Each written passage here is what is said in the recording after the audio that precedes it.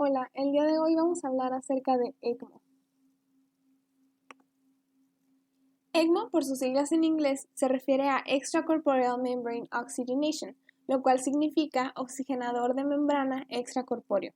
Se refiere a un sistema de soporte vital que realiza la oxigenación de la sangre fuera del cuerpo. Es una modalidad terapéutica utilizada para dar soporte a pacientes con falla respiratoria o cardíaca con alto riesgo de muerte. Es importante entender que ECMO no es un tratamiento, sino una herramienta, ya que ECMO no va a curar ni tratar lo que sea que esté causando esta falla de corazón o pulmón, sino que simplemente va a darnos tiempo para que el paciente se recupere de manera natural o para dar tiempo a que se implante algún tipo de dispositivo o simplemente para que el paciente espere un trasplante ya sea de corazón o de pulmón. Es necesario saber para qué pacientes está considerado ECMO, ya que es una herramienta de soporte vital. En este caso, los pacientes serían aquellos que tengan un riesgo de muerte mayor al 50%, aquí podemos empezar a considerarlo, pero aquellos que ya tengan un 80% de probabilidad de morir, aquí ya está indicado. Entonces es importante entender esos parámetros. Además de que el paciente debe tener algún tipo de condición que sea reversible o que pueda mejorar con ECMO, que este ECMO le vaya a servir como puente o dispositivo de soporte, y 3, que el paciente vaya hacia un trasplante. Es importante conocer que ECMO ha ido en aumento en los últimos años. En esta tabla que vemos aquí habla de cómo desde el 2015 hasta el 2019 ha tenido un crecimiento pues bastante significativo, ya que esta tablita nos muestra los continentes y cómo cada año ha ido en aumento el registro de nuevos centros donde se utiliza ECMO. Principalmente tenemos dos tipos de ECMO, el veno venoso y el veno arterial. Son muy similares ya que ambos requieren de dos cánulas, una de drenaje y una de retorno sanguíneo, pero sus indicaciones son completamente distintas. El ECMO veno-venoso está indicado para pacientes que tengan insuficiencia respiratoria, pero que posean una función cardíaca conservada, ya que el ECMO simplemente va a oxigenar la sangre y la va a regresar antes del corazón para que el corazón la bombee al resto del cuerpo. Y el ECMO veno-arterial nos va a proporcionar un tipo de apoyo cardíaco en pacientes que pueden o no tener función pulmonar preservada. Sin embargo, al hecho de que el ECMO tenga un oxigenador sanguíneo, nos va a hacer la función pulmonar de todos modos. Entonces es un beneficio, por así decirlo, añadido.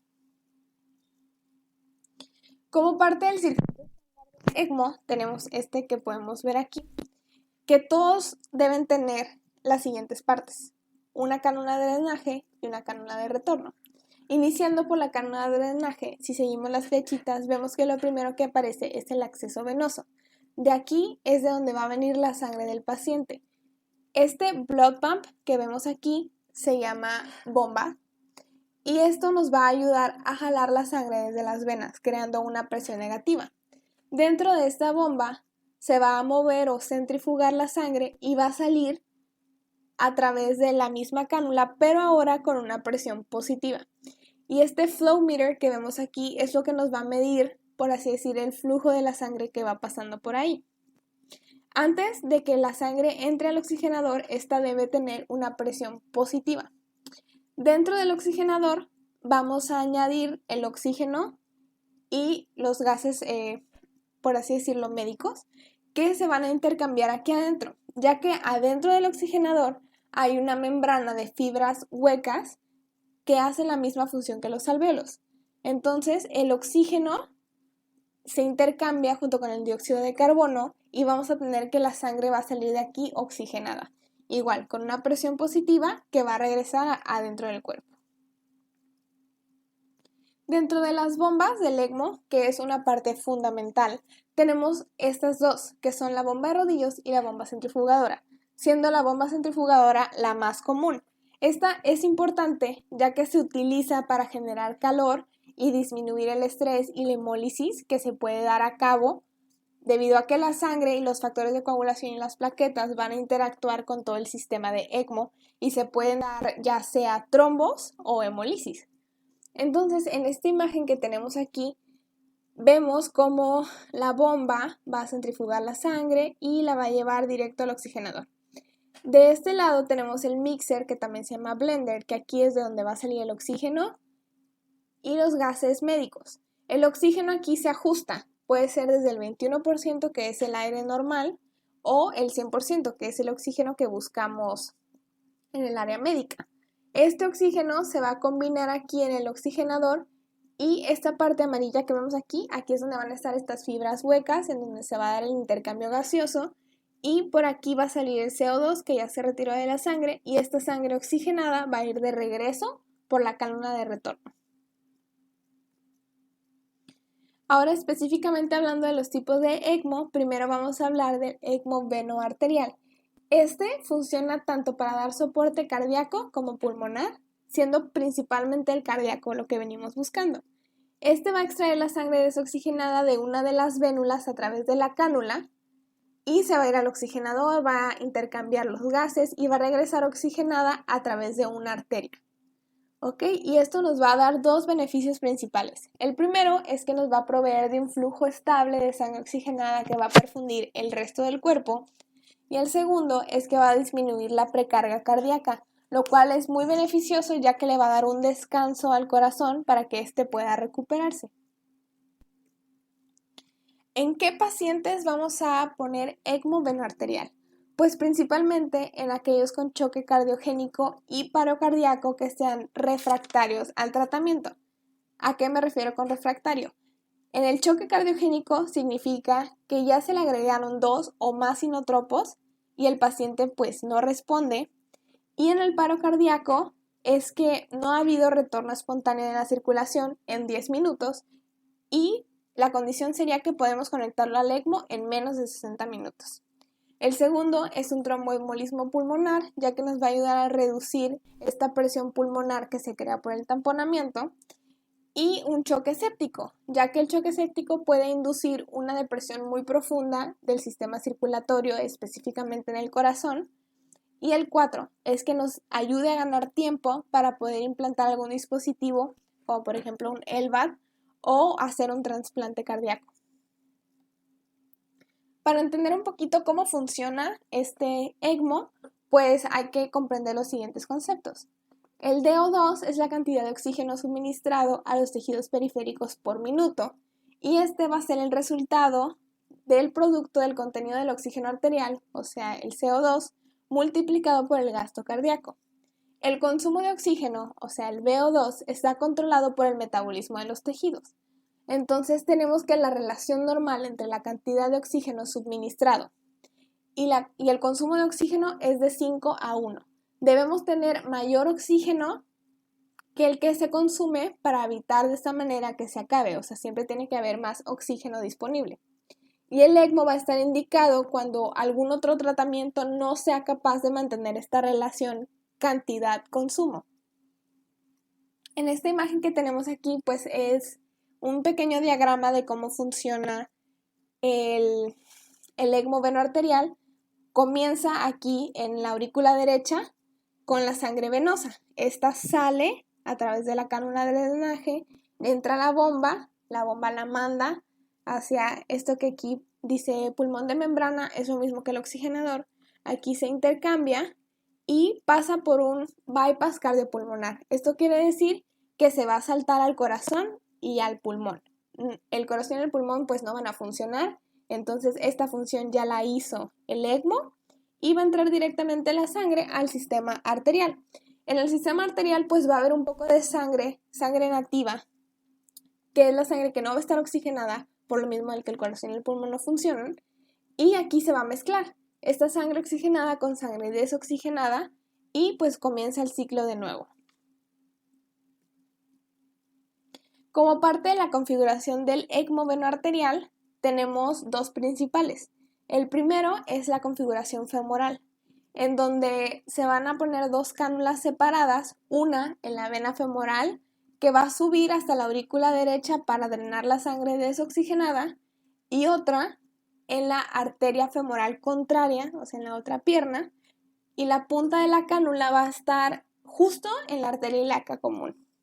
Esto es importante porque la cánula, al ser de un calibre bastante similar al de la arteria, puede ocluirla y podemos tener como resultado isquemia del miembro inferior. Entonces también es necesario poner otra cánula para poder perfundir el resto del cuerpo. Esta se va a colocar en la misma arteria, pero de manera un poquito más distal. Y una vez que colocamos esto, tenemos que tomar una radiografía. Esto es con el fin de saber que la cánula está colocada específicamente donde la queremos, que en este caso pues es la aurícula derecha. Otro tipo es la canulación central. Esta es menos común porque se tiene que hacer en quirófano y es mucho más invasiva, ya que se debe realizar una esternotomía. Y las cánulas se van a poner directamente sobre el corazón. La cánula de drenaje, como muestra aquí la imagen, va a ir directamente en la aurícula derecha y la cánula de retorno con sangre oxigenada se va a poner en la porción proximal de la aorta ascendente. Esto es más común en pacientes que van a recibir un trasplante cardíaco. Para saber si nuestro ECMO está funcionando bien, tenemos 3 parámetros que tenemos que evaluar. El primero es el flujo. Vamos a saber si el flujo es el adecuado cuando los pacientes van a recuperar sus niveles de lactato sérico, van a estar pues disminuidos a lo que teníamos inicialmente y la saturación venosa de oxígeno también va a volver a valores normales. Es importante entender que la cantidad de flujo pues es dependiente de cada paciente. El segundo es la presión sanguínea y el pulso. Cuando nosotros vamos a colocar ECMO, principalmente los pulsos van a estar disminuidos, por lo mismo de que pues la función del corazón no es la adecuada. Entonces el hecho de que el pulso arterial vaya en aumento nos va a indicar que el ECMO pues está funcionando. Esta presión de pulso debe ser de 10 milímetros de mercurio o menor porque hay evidencia que dice que si esta presión es mayor, pues no es beneficiante para el paciente. Entonces siempre debemos mantenerla entre 10 o menos. Y el balance de oxígeno. Esto vamos a medirlo a través de la saturación venosa de oxígeno, que tiene que ser mayor al 70%. Y con lactato en suero, que igual tiene que ser menor a 2.2 miliosmoles por litro. Esto es un reflejo tal cual del índice entre el oxígeno suministrado y el oxígeno que se está utilizando. Ahora, como parte de las complicaciones del ECMO venoarterial, tenemos estas 4 principales. La isquemia de miembros inferiores, que se da por lo que ya les comenté, de que la cánula puede tapar la arteria y el miembro inferior deja de perfundirse. La segunda es la distensión del ventrículo izquierdo y el edema pulmonar, que esto se puede arreglar al modificar los valores del ECMO. Las coagulopatías, que son muy importantes porque los factores de coagulación y las plaquetas van a interactuar con el sistema ECMO y esto puede causar ya sea coágulos o hemólisis, ya sea que se destruyan y la sangre pierda su hemostasia básicamente. Ahora, ¿cómo vamos a saber si ya tenemos que retirar la cánula de nuestro paciente? Pues básicamente lo vamos a hacer al realizar la comprobación del lactato sérico y la función sistólica. Esto lo podemos hacer con una ecografía. Después de 24 a 48 horas de haber retirado el ECMO, tenemos que revisar la diuresis y si hay necesidad de utilizar algún tipo de medicamento inotrópico o vasopresor para ayudarle al paciente a recuperar su presión. Es importante no retirar la cánula cuando el paciente está en altas dosis medicamentosas como inótropos o vasopresores, porque pues puede que se vea como que sí está funcionando bien el corazón, pero en realidad es el efecto medicamentoso. Y también cuando el paciente presenta signos de hipoperfusión tisular, porque eso quiere decir que en realidad el soporte de oxígeno, el suministro, pues no está siendo el adecuado y el paciente todavía no está listo para retirarse de ECMO. Ahora, el siguiente tipo de ECMO es el venovenoso. Este se va a utilizar para dar soporte pulmonar. Es importante que la función cardíaca esté conservada, ya que la sangre oxigenada que se regrese al cuerpo va a ser antes del corazón. ¿Esto para qué? Para que el corazón siga funcionando y bombee en la sangre a través de todo el cuerpo. Entonces lo único que nos vamos a saltar, por así decirlo, es la función pulmonar. ¿En qué pacientes lo vamos a utilizar?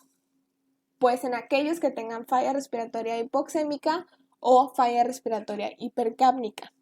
Es importante porque la Sociedad de ECMO o la Organización Mundial de ECMO, que es la ELSO, muestra que las 3 indicaciones principales, o sea, cuando más se utiliza ECMO es en neumonía bacteriana, neumonía viral o en síndrome de dificultad respiratoria agudo después de una operación. Esas son las 3 más comunes.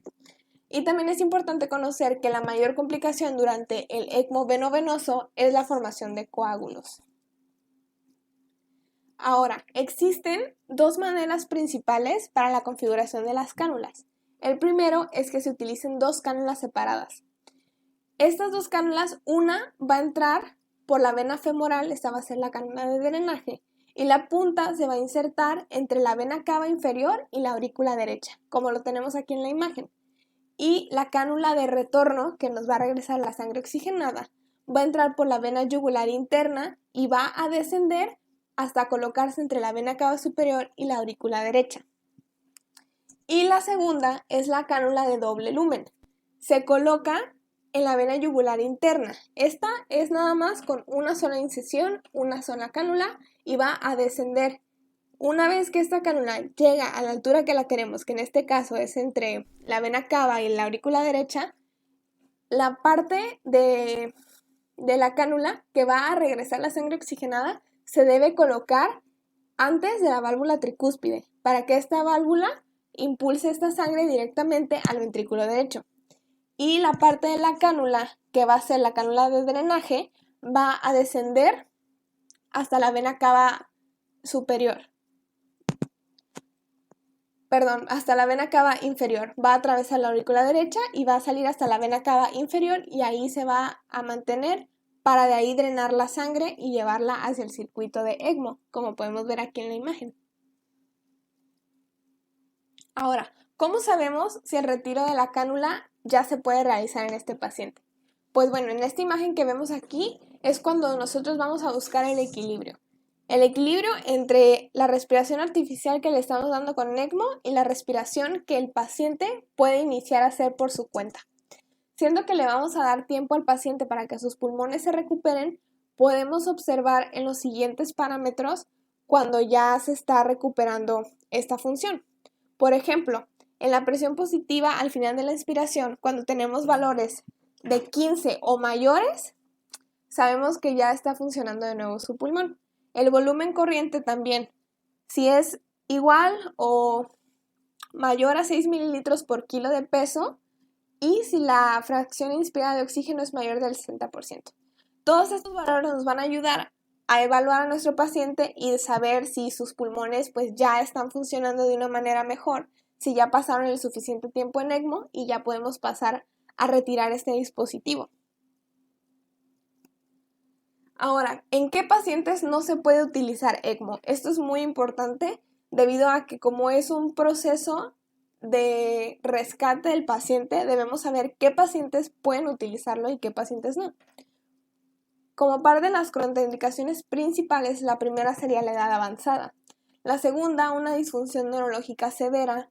3, comorbilidades significativas como enfermedad renal crónica y cirrosis, falla orgánica múltiple, enfermedades incurables que no van a mejorar si nosotros administramos ECMO, que el paciente tenga contraindicación para fármacos anticoagulantes y que el paciente tenga obesidad mórbida.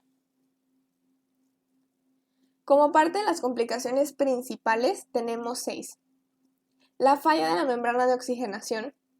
Esto es muy importante porque si esto falla, por más que todo lo demás esté bien hecho, la oxigenación del paciente no va a ocurrir de la manera adecuada. Y esto se debe prevenir y tomar en cuenta por parte del equipo médico que debe estar capacitado y completamente entrenado en el uso de ECMO, ya que se tiene la evidencia de que en centros especializados los pacientes tienen un pronóstico mucho mejor. También debemos evitar claramente la ruptura del circuito y que haya fallas mecánicas dentro de él. La coagulación también, que nuestro paciente presente la formación de coágulos por la misma interacción de las plaquetas y los factores de coagulación en el sistema ECMO.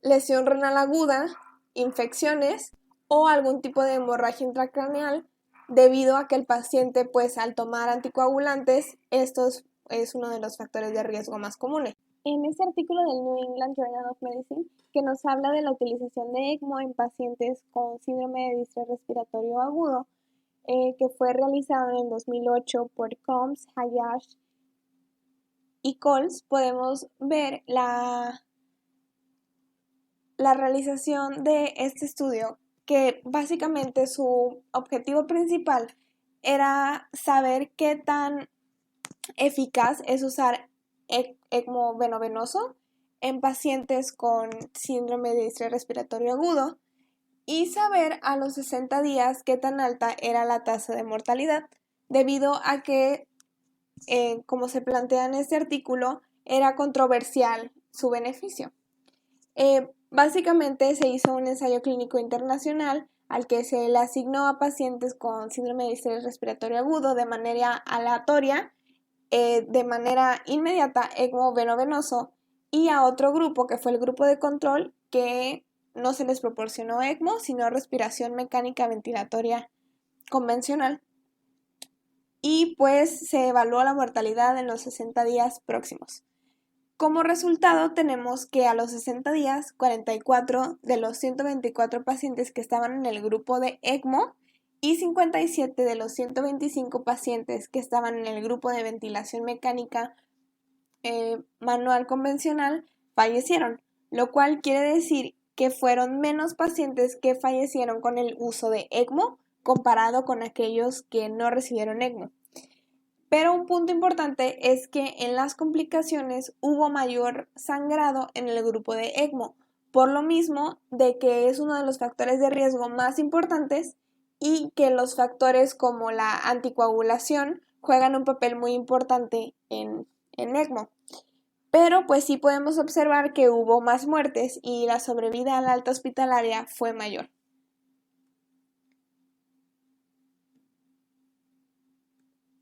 Ahora, para el manejo de la coagulación y la anticoagulación, es importante saber que nosotros buscamos un equilibrio entre la hemostasia y la trombosis. Y básicamente los aspectos a evaluar antes de iniciar con el tratamiento de ECMO son un hemograma completo, tiempo de protrombina y fibrinógeno, dímero D y antitrombina y una tromboelastografía. Estos estudios nos van a ayudar a saber cómo está la coagulación y la hemostasia de nuestro paciente previo a ponerlo sobre el sistema de ECMO. Es importante saber que la evidencia nos dice que la anticoagulación para el ECMO venovenoso es muy baja, o sea, debemos administrar una dosis muy baja, si no es que ninguna, de anticoagulación, porque los riesgos de sangrado son bajos. Sin embargo, las coagulopatías siguen siendo un factor muy importante debido a la interacción de plaquetas y factores de coagulación junto con el ECMO. Pero en el ECMO venoarterial debemos utilizar heparina intravenosa no fraccionada, ya que es el gold estándar para la terapia anticoagulación de este tipo de pacientes. Aquí sí va a ser esencial realizar la anticoagulación, aunque pues esto sí nos aumente las complicaciones de hemorragia, ya sea de tubo digestivo, algún tipo de EBC hemorrágico, incluso sangrado en el sitio de la canulación, pero pues es muy importante porque nos va a evitar algún evento embólico.